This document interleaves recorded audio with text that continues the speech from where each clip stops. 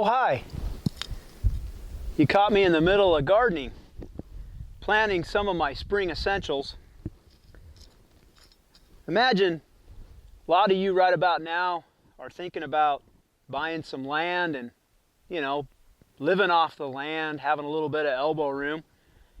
So since we're in the garden, we might as well talk about buying land.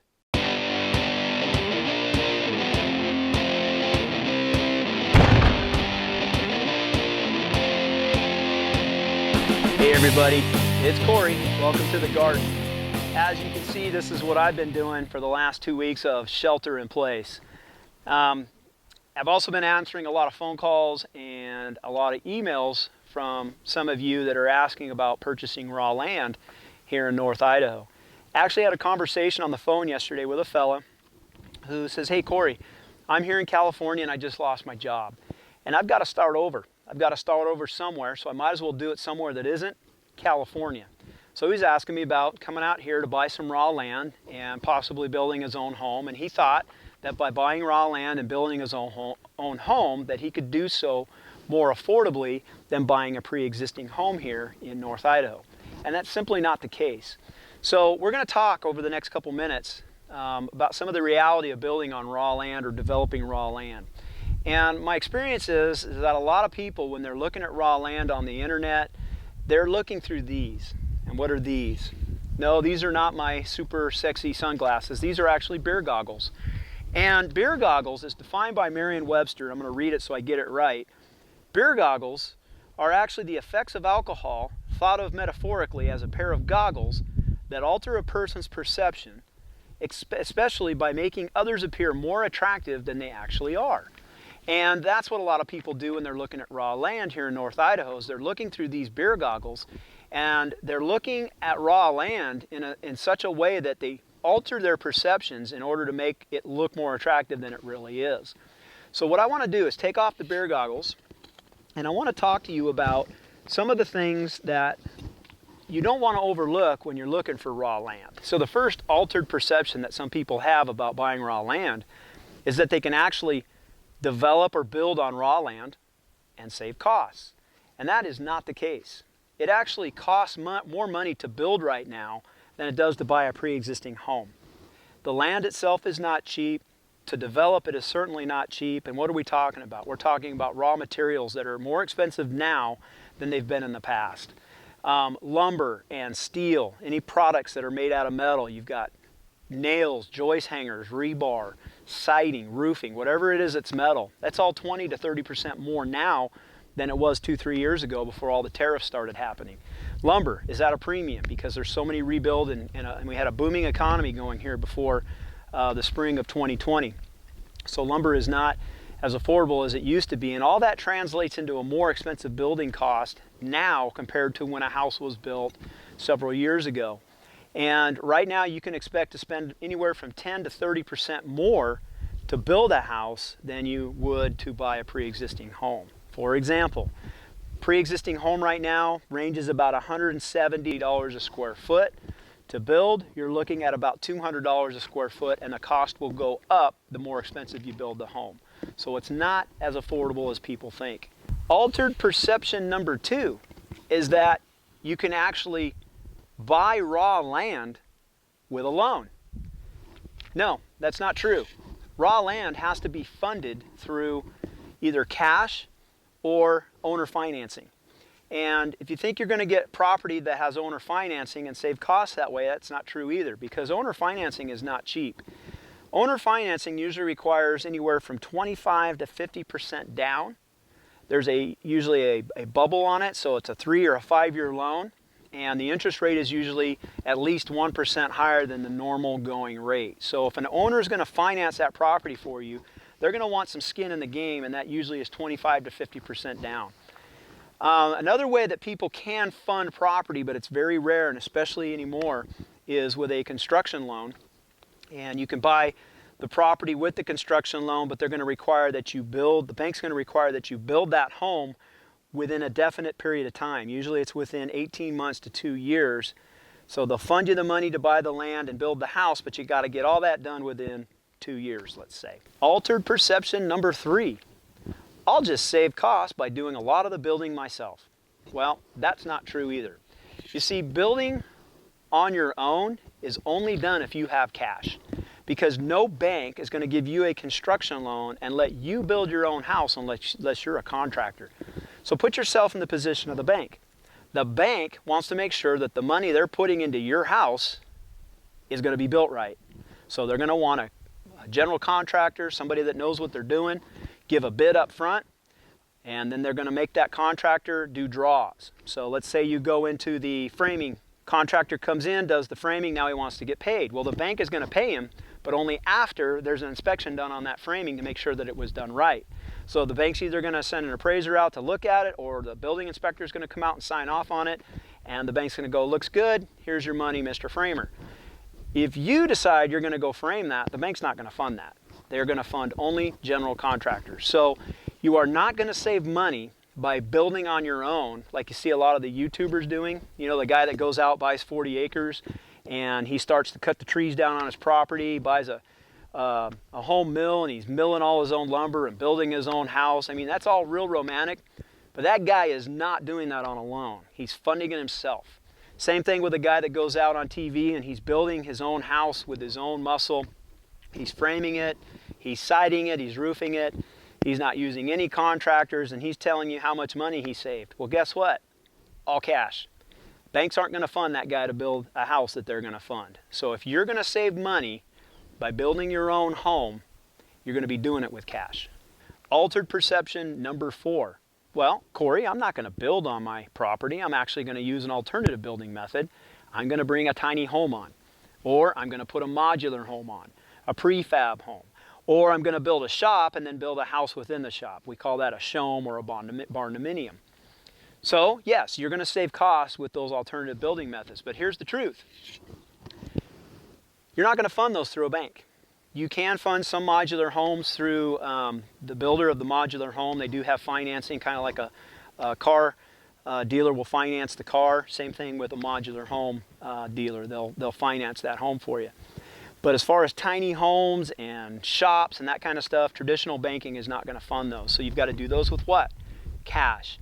So you're going to save costs by doing alternative building methods, but you're going to need the cash up front to let it happen. Altered perception number 5. There's plenty of raw land for me to pick through in North Idaho. Well, actually there isn't. So let's go to the computer, and I'm actually going to take you through an exercise where we look at actually how much raw land there is in North Idaho. Let's take a look. Okay, so here we are on the computer. This is the Coeur d'Alene MLS computer system that we as real estate agents use for researching properties. And the screen that we're in now shows you on the right-hand side, this is the map, and the blue area represents the Coeur d'Alene MLS area.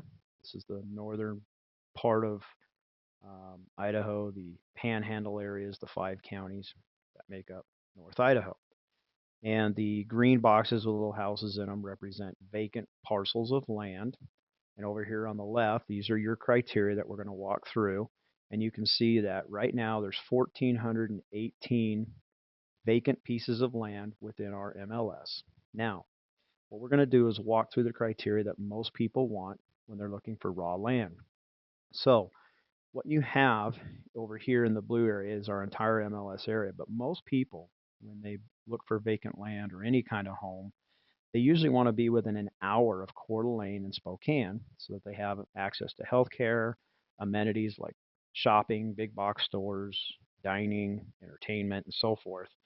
And usually people want to be within an hour of all that. So we're going to stick with just within an hour of Coeur d'Alene and the Spokane area. And you can see that we went from 1,400 properties down to 900 within the area that we're going to be looking. Now, again, we're looking at vacant land, active status. We're going to leave the price for last, but most people, they want 5 acres and up. So let's go ahead and check that box, and we're going to watch the inventory dwindle down as we set our criteria. So if you're looking for 5 acres and up, you just went down to only 328 properties to pick from. Okay, so now we've got pretty good inventory, right? Over 300 properties to look at, but we want electricity, right? So If we want electricity in, and actually it's in the property ready to go, we went from 300 properties down to 47.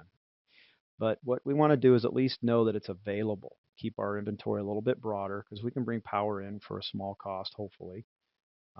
So if it's just available, now we have 242 properties. How about the road? People say, yeah, I'd like to have a county maintained road or a public maintained road, so I'm not the one having to move the snow, fill the potholes, and so forth. So let's go ahead and check that. Because a lot of people want to be off a public maintained road, and we've reduced our properties down to 92. Okay, and then the next big thing that people want or don't want is CC&Rs, codes, covenants, restrictions. So let's go ahead and check that. I just don't want people telling me how to manage my property. Okay, we've gone down to 74. 74 properties. Now we're going to start whittling it down because we're going to talk about water. Most of your properties that are vacant don't have water. You need to put a well in. But let's just see it in real time here. We're going to check every type of water system that we can possibly have for those vacant pieces of land. Maybe it's a community system where they get their water from a creek or from a private system, which is that and private wells are the most common things. Or maybe there's a city water system that we can plug into if that vacant land is close to the city water. Community wells, maybe they're getting water from a lake or a private well on the property, which is the most common way people get their water, by drilling a well. Or maybe they have to pay a transfer fee just to tap into somebody else's water.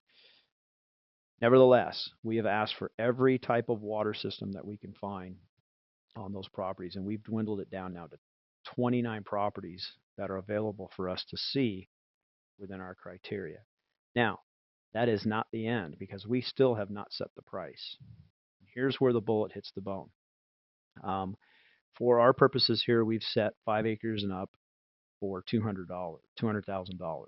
It's generally, you're going to want to have to spend about anywhere from $100,000 to $200,000 for property that has water and power available.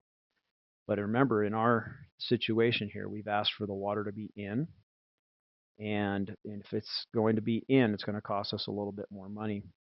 So we've set our price at $200,000, and that leaves us 12 properties to look at.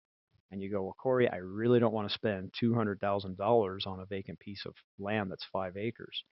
I only have $100,000 that I want to spend. So let's go ahead and plug that in and watch what happens to your inventory. You're down to 5 properties.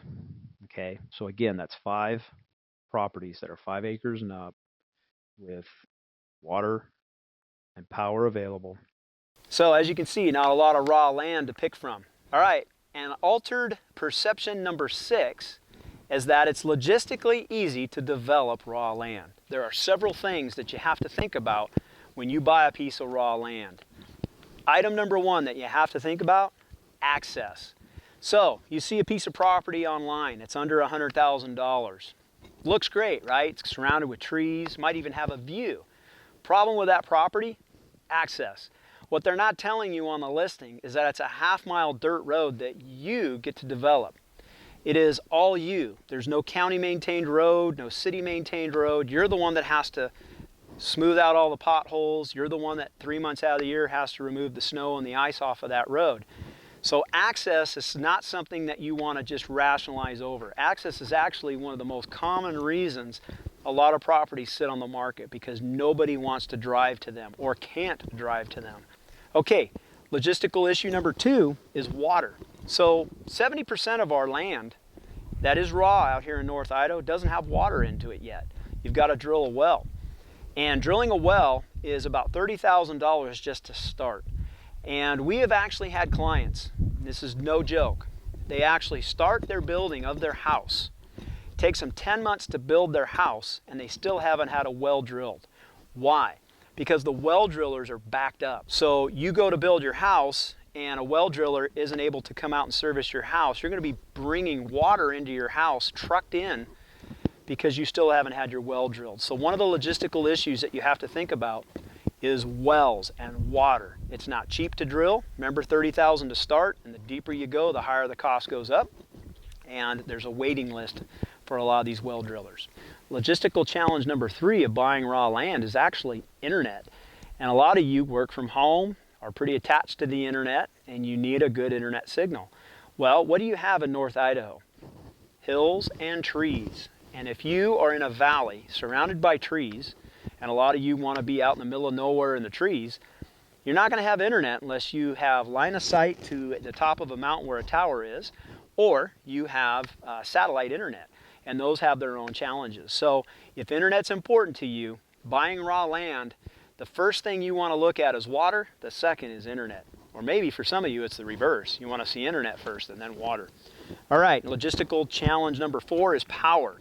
So raw land, right? It's raw because it doesn't have power. Well, where is that power? Is it in the road, or is it a half mile down the road?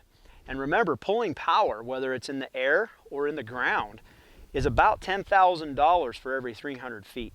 It's not cheap. So if you're 600 feet off of the power, you're going to be spending about 20 grand to bring that power into your property. So these costs all add up. And logistical challenge number 5 is actually site development. So you find this really cool piece of property. It's up on the hill, surrounded by trees, and if you clear the trees, you might have a little bit of a view. Well, that's what we call site development. Now, to put a house on there or a modular home, whatever it is you're going to build, you need to make some kind of flat land out of that hill in order to build. Well, we call that grading or dirt work or engineered foundation, and none of those is cheap. So you want to have tractor work done to bring a hill into a flat. Maybe they're going to cut and fill and create a platform for you to build on. That's dirt work. That costs money. You want to put a house on stilts, have a daylight basement. That's an engineered foundation that keeps that house from falling down the hill. We've actually had clients that have built on hillsides that have had to spend anywhere from $50,000 to $100,000 just on the concrete foundation so their house wouldn't fall down the hill. So those are some of the things to think about before you buy that piece of land on a hill. And the last logistical challenge that we deal with in raw land is actually septic systems. Most, if not all, of your raw land in North Idaho is all septic. There is no infrastructure underground that's got a sewage system that goes out to a treatment plant. It all has to be dealt with on a septic system. That's not a big deal if you know how septic works and you're used to dealing with it. But a lot of people are kind of spooked away by septic systems. One of the realities in North Idaho is if you're on hardpan or on a lot of rock and your septic system doesn't perk, the effluent doesn't perk into the ground, you need what we call a poop lagoon. And that is where you have 2 pools that are up on the top of the surface, and it looks like a pond on the property. It's actually a pond with brown trout in it. So if those kinds of things spook you away, you don't want to have a pond full of brown trout on your property, and you don't want to have to deal with a septic system, then buying raw land may not be for you. So there you have it. Some of the challenges that we deal with when we buy raw land. And yes, I know I sound like your dad. I'm that guy that poo-poos all over your dreams and tells you, well, you might want to think about this or think about that. I just don't want you doing this when you're looking at vacant land, looking through beer goggles, okay? I appreciate you guys interrupting me in the middle of my gardening. As you can see, I still have some work to do, so I'm going to get back at it. And until next time, thanks for following. Bye now.